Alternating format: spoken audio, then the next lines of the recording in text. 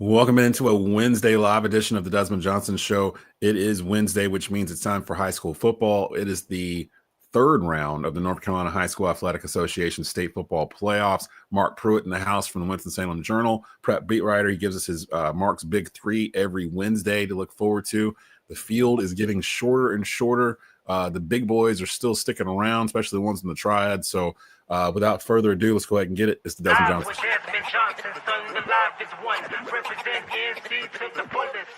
Yeah, welcome to the Carolinas. Everywhere you go, the sky is Carolina blue, the finest. Live action, feedback, the city need that. I've been number one, no cap. Here's the recap. Adrenaline is my addiction. I'm about to relapse. Step on the turf if you won't and get your weed whacked. I'm going harder than a martyr on the slaughter end. It's the heart of man, that's a rap like a cardigan. I'm breaking records, it's fourth and inches, I count the seconds. The over-under's my roar of thunder, my secret weapon. Yeah, the game is to be told. I don't break, I break modes. Follow me on Tobacco Road.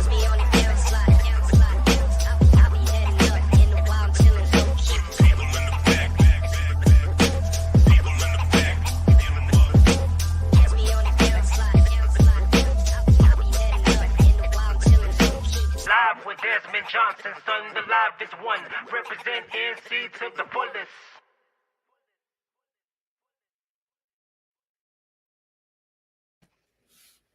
And welcome back into a Wednesday edition of the Desmond Johnson Show here, 12:30 Tuesday, Wednesday, Friday, for you to prop your phone up, watch during your lunch break while you're at work or whatnot. We will not be on this Friday. It will be, due to the holiday, Monday's episode with David Glenn discussing Mac Brown being fired by UNC. And this episode right here will be running on Friday. So happy Thanksgiving, everybody, in advance. Hope you guys have a happy turkey holiday weekend. Marc, what's happening, man? You know how we do on Wednesdays here. The field has drawn or gotten smaller and smaller. Some of the bigger guys that we thought might be sticking around, though, still in it here. Let's just dive into it. Marc's Big Three. I have a good idea of two of them. I'm not sure about the third one, but let's get into it. We're losing. Everybody. The field is contracting, and as far as out game number one, I'll talk about. Obviously, it's going to be East Forsyth versus Mooresville, three seed versus 6 seed. I was out at East this morning talking with Coach Willard, and I did my presentation. Jalen Murray was our player of the week for last week. After that electric performance he delivered in the game in the win against West. But this is an interesting game. Coach Willard was kind of giving me the business this morning a little bit about what he's seen out of Mooresville. Mooresville's coming in with one loss. That loss was to Reagan in week 3. And they've peeled off 6 or 7 wins in a row now. Coach Willard said they watching film. They watched a lot of the Reagan game, obviously, to see kind of what was going on in that one. But he said so much of what they're doing scheme-wise on defense, especially, has changed a lot since that game. So he said it's going to be a very different team they faced than what the team that Reagan beat back in September faced. And that was the last game Reagan had quarterback Jacob Smith, who ended up tearing his ACL in that one late, and he missed the rest of the season. But anytime I think you practice this time of the year, if you're practicing on Thanksgiving Day, which East Forsyth was looking forward to doing tomorrow, you got to be in some pretty good spirits. They were out there. They were pretty loose this morning going through their individual work.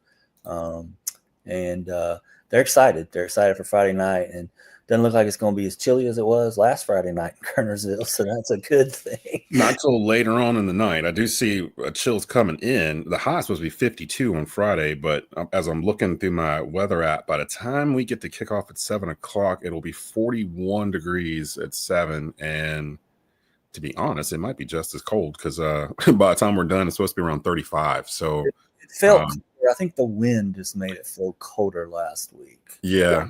That and Dave Pulaski from WSJS, who at East, they had both the windows out of the booth, so the entire booth felt like a freezer. Last week, and then I had to go over at halftime to check on my daughter and my wife because they were out in the elements cheering for the cheering, and so maybe I kind of got a little second gust of it, but yeah, it was a little frigid last week, and I didn't have headwear, so I was like, oh no. So Yep, this is a huge matchup here. Mooresville is the 6th seed here in the West. East Forsyth is the 3. Again, like you mentioned, Mooresville 11-1. That only loss coming to Reagan. I want to say like early in the year, like week 2, week 3. 3, yeah. Jacob Smith hurt himself or got hurt in that game. The quarterback for Reagan. My understanding, that was the game where he got hurt towards ACL, or I can't remember exactly what his injury was. It was a leg injury. They weren't sure what it was at first.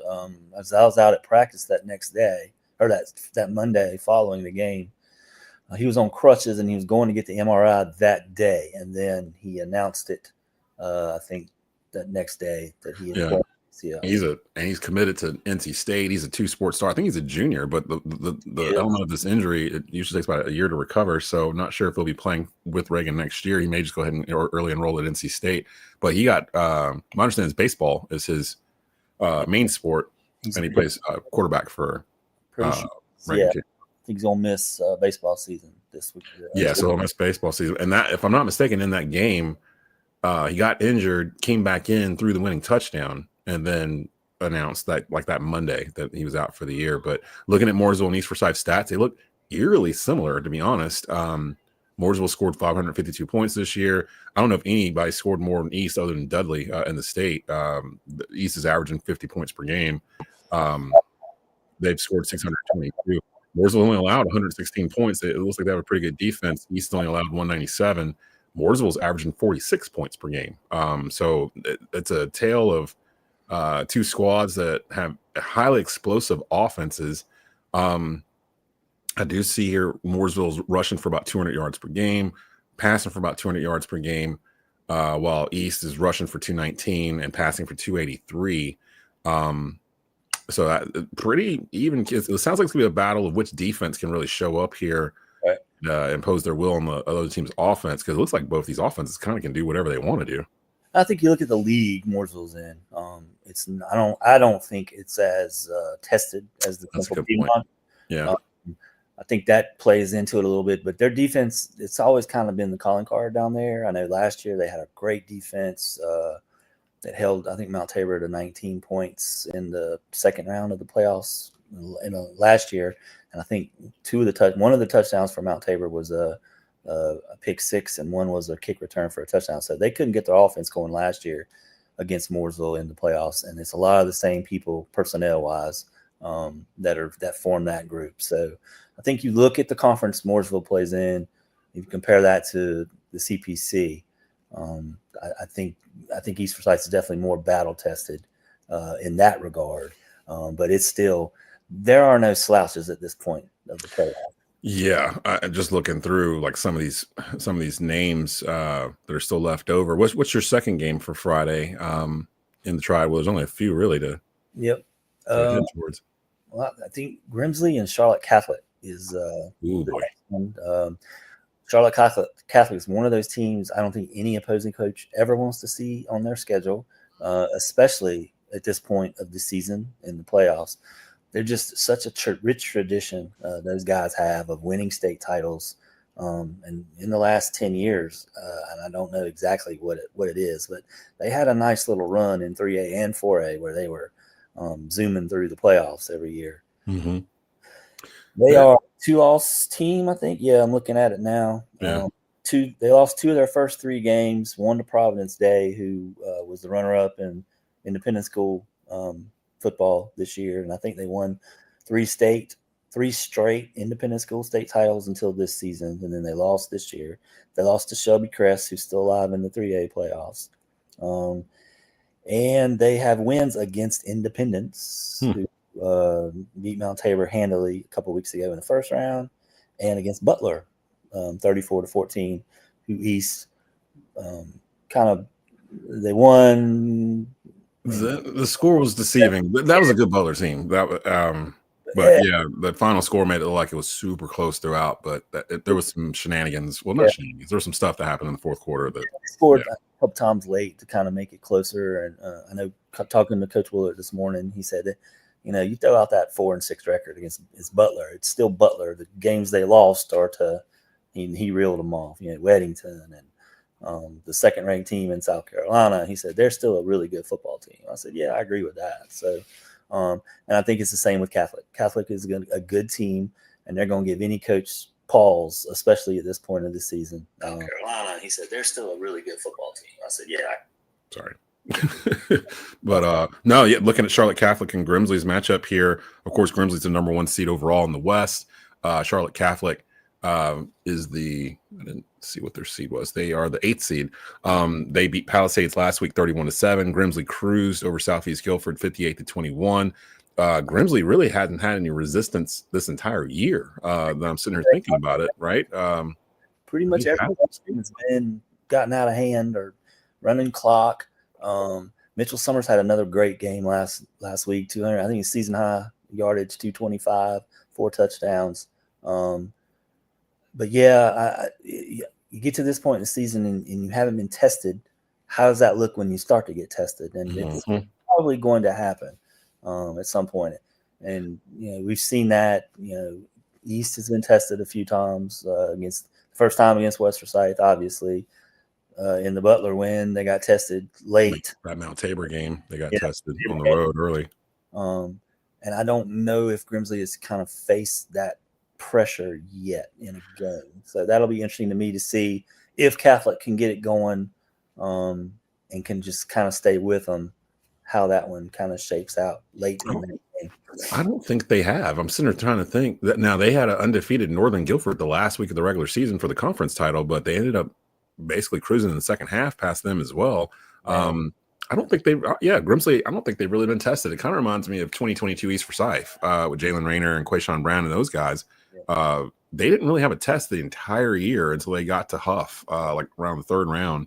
And then it kind of showed from there in terms of, what do you do when you get punched in the mouth? And I say it on the radio all the time during the East Forsyth broadcast, whenever a team scores on them or something, I'm like, all right, I want to see how they react. Let's see what they do. And then for the most part, all year, they've reacted in a manner that I would want them to react in. I don't know if Grimsley's been in that situation yet in terms of running across a squad like that. But you're not supposed to do this, Mark. But as I look ahead, let's just say Grimsley gets past Charlotte Catholic here. Looming in the 4th round, looming in the Western semifinals would be either 5th seed Huff or 13th seed Mallard Creek. Either one of those would be, both would be in Greensboro. But either one of those, I think the state wants to see Grimsley Huff, but that would be a rematch from last year, if I'm not mistaken. Really, the past couple of years, I think they ran across each other. But Grimsley was victorious in that matchup. But it seems like Huff is kind of the one that's coming out of Charlotte that's kind of the one to watch. They've never made a state championship before, but they may have the best defense in the state, and they've had it for the past couple of years running, really, between them and Weddington.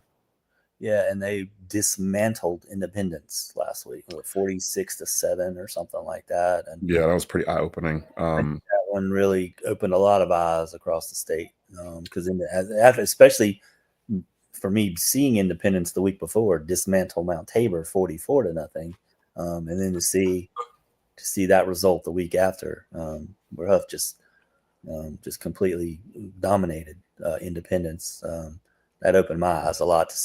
Told me enough about what Huff's got this year. They've been knocking on the door really for the past 4 or 5 years. They just haven't been able to get past the Western Regional Final. I think once they had Grimsley. They've run across Weddington in the past.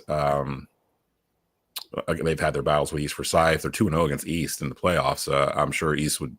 Well, I don't know if East would want to see them or not, to be honest. If they see them, it'd be in the Western Region Final, and it would be East hosting it. But first, you got to get through this week and this 3rd round. So Grimsley, Charlotte Catholic's your 2nd game. Give me your 3rd game out of the triad here. That you're looking forward to for Friday? Well, I'm going to shout out Northern Guilford taking on Weddington, but I'm going to drop down to 3A. Let's Hold on, let me flip over to the 3A bracket here real quick. Yeah, shout out to Coach Westberg and Northern Guilford. They are taking on the defending 4A state champ, undefeated Weddington in Weddington. Not a small task at all. Who you got here in the 3A? Dudley, They just keep rolling. They shut out AC Reynolds 42-0 last week. I want to say it's their 8th shutout of the season, 2nd straight in the playoffs. And these guys have allowed 15 points in 12 games this season. That is insane. That's nuts. So they're averaging what, like less than, it's like 1.2 points per game or something weird. It is crazy. And the last time they allowed points, it was a safety. It was a 21-2 win. Jeez. And I just looking at it more, and Robinson has some success. They were the 3A champs 2 seasons ago. I think Hickory won it last year. Mm-hmm. So Robinson's a good team. They're undefeated coming into this one. They can score. They're averaging 43 points a game. But we'll see if they can score against that. Wow. You want to talk about, oh, man. And Dudley's just not taking any prisoners right now this season. And I think that's showing on the field with their defense. And their offense is no slouch either. They got the 2 guys that have committed to Wake, 2 wide receivers that have committed to Wake, a great quarterback who's been getting it done week after week, Jacoyes Crawford. So Dudley's got the pieces as well. And then, in 3A, you got Dudley, you got Robinson, you got Cress, and you got Hickory, the reigning state champs, kind of all still looming around. So I think the biggest surprise to everybody last week was Reidsville losing in the 2nd round. So most of the big names that we've been familiar with in all the classifications are kind of still out there. But Reidsville losing last week, I think, was a big blow everywhere. And I think everybody now, the 2A is back wide open, I think. So yes. With them, let me go pull up 2A real quick. With them losing. Is that the right one? I think it's the right one. They lost to East Rutherford. Yes. Right? Yes. So them falling 27-26 to East Rutherford was a bit of a shock to everybody, and that really opened up the now East Rutherford's ranked 5th in 2A, so it wasn't that much of a shock, but with it being Reidsville, it kind of was. I think Reidsville was kind of the pick to make it to the 2A final at least. They were defending champs, and that's not going to happen. Did Walkertown win last week? No, Walkertown lost. They lost to Salisbury. Close one. Yep. Yeah, 12-6. So yeah, shout out to Trip Honeycutt and Walkertown Wolfpack, them falling as well. I'm just kind of scrolling through, seeing Shelby still alive. Of course, they were the 2 seed. Monroe, Salisbury, of course. Yeah, so 2A is kind of thinning out in terms of teams in this area. A lot of the teams in this area are 3A or 4A schools that were in the bracket, but going back over to 4A. So your games of the week. And we will have 2 of these, of course, where you're home for the Grimsley Sports Network and the East Forsyth Sports Network. The Grimsley Charlotte Catholic game will be at 7:30. It'll be Chase Williams and Mike Fanning on the call, live from Jameson Stadium Friday. No pregame. They're just going to parachute in at 7:30. You can hear that game live in the Triad on WCOG 1320 AM and 105.3 FM if you're in Guilford County, or you can just stream it off your phone or computer or tablet, whatever, at tobaccoroadsportsradio.com. Just go to the Mixler player in the middle of the homepage, and that'll be there for you live at 7:30. That will be a great matchup between 2 heavyweights in Grimsley and Charlotte Catholic. The winner of that game will face either Huff or Mallard Creek next week. So we're getting down to it. The other game you picked, of course, was East Forsyth Mooresville. East Forsyth undefeated. Mooresville with 1 loss. You got a 12-0 team versus an 11-1 team. That's on WTOB 96.7 FM or 980 AM in Forsyth County. Or again, you can just scroll. You can stream it on your phone, tablet, computer at tobaccoroadsportsradio.com. We'll be on the main player that night. We also have North Carolina A&T basketball on Friday at 5:30. They're playing ECU, actually. So in that game, I have to produce that game. So that'll be Spencer Turkin at 5:30. That'll be on the main player. Actually, that East Forsyth game will probably be on a different player starting off. JP Mundy and Rod Funderburk will be on that game for the first half. I'll pop in and tag JP out at halftime and finish that East Forsyth game. And then your third game was the Dudley matchup against East Rutherford. All 3 of those are in the Triad with East Forsyth, Grimsley, and Dudley hosting those games. And you're really talking about 3 teams who are combined 35-0, 36-0, something like that. They're all 3 of them are 12-0. Yeah, Yeah, so you're looking at three teams in try. They're 36-0. One of them's only allowed 15 points this season. East is averaging 50 a game. Grimsley is running through everyone. So there's a good chance we might get a state champion out of this batch here. Usually Reidsville's the one that we count on to bring a state championship home, if they're there. But if they're out, it kind of widens it out for either East. Grimsley's been the 1 seed pretty much all year. East has been in the top 5. Dudley's pretty much been the main team in 3A. It's just their conference, like the way you were describing Mooresville, just drags their RPI down once they get into conference play, and they end up like the 6th or 8th seed or whatever, when really they probably should have been the 1. I'm really curious about that Dudley team because I haven't got a chance to see them all year. I haven't seen it, but allowing 15 points over 12 games, I don't even know if I've heard that before in high school football in North Carolina since I've started recovering it here. So that's wild. Shout out to head coach Stephen Davis. We were trying to reach out to him this week to come on. Maybe we can get him to come through if they win next week. We'll probably have a couple coaches in here for that. Anything else that you saw from last week that you wanted to comment on that, any teams that are now out or anything? I just was in awe of Jalen Murray's performance last Friday night. And Bryce ended up with Bryce Baker. He had 5 touchdowns. Counted for 5 touchdowns. But Jalen, and I think I said it on the show last week, he always seems to be the X factor for the East offense. If you try to take away Jai Richburg or JP or Cannon Rottweiler, pick your poison, and then here's Jalen who can do it out of the backfield. He can line up in the slot. And you can't really take away Bryce. And here Jalen is just 11 catches for 169 yards and 69 rush yards, 2 touchdowns. And that was just pretty remarkable performance by him last week, I think. It's crazy too, because especially when we talk about Bryce, it's almost like I don't want to say we've come to expect it from Bryce, but it doesn't. He had a quiet game when kind of quiet game. 5 touchdowns. I was finishing up the stats. I was like, he's got 349 passing yards, and he only had like 3 incompletions all night. Doesn't even feel like it, right? When you're sitting there watching it, it's like it just seems so normal watching their offense go up and down the field that when you see the final stats, you're just like, oh, I didn't realize he threw for 400 and blah blah blah yards and 5 touchdowns. And it's every week, literally every week. So that's how it felt last week when I was finishing up. I mean, I knew Jalen had the standout performance of the night, but Bryce was every bit as good, and that's what I was texting with Coach Willard over the weekend and yesterday. I said, if I put Bryce in the Player of the Week poll, he'd probably get just as many points as Jalen. But Bryce already won the Player of the Week 1 week for us, so yeah, I wanted to single out Jalen, and we had a Northern Guilford kid in there. I put the Dudley defense as a whole in there because of what they've done. That's fair. And I had a running back from West Oaks in there as well. So, and that East Forsyth offense, I'll be honest, I've been doing I'm the voice of the Eagles. I've called East Forsyth games now since 2019, 2018. This may be the most prolific offense they've had in that stretch. They've had some ballers, some D1 kids come in and out of there.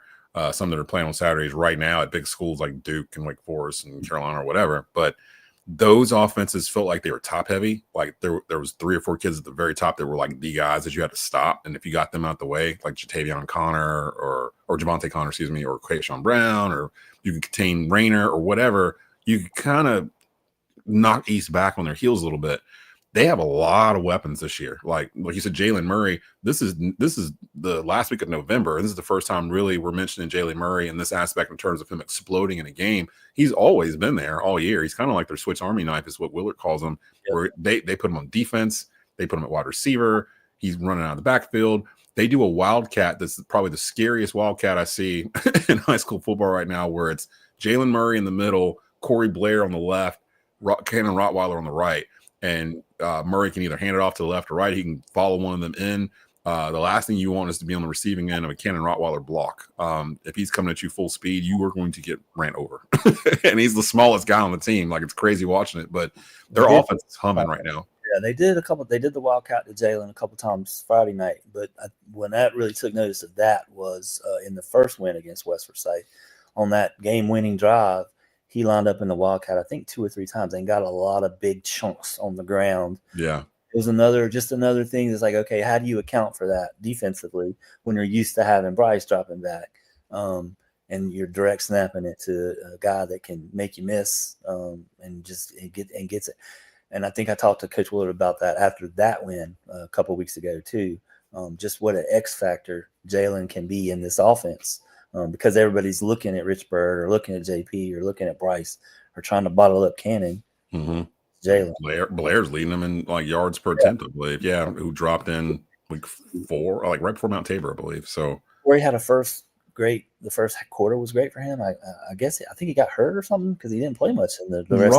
Rod told me before the game that he did not practice that Wednesday due to some injury. I didn't catch what the injury was, and he did catch a touchdown in the first half of that game. Did not play in the second, so I don't know what the word is for him going into Friday. I would imagine he's going to attempt to play.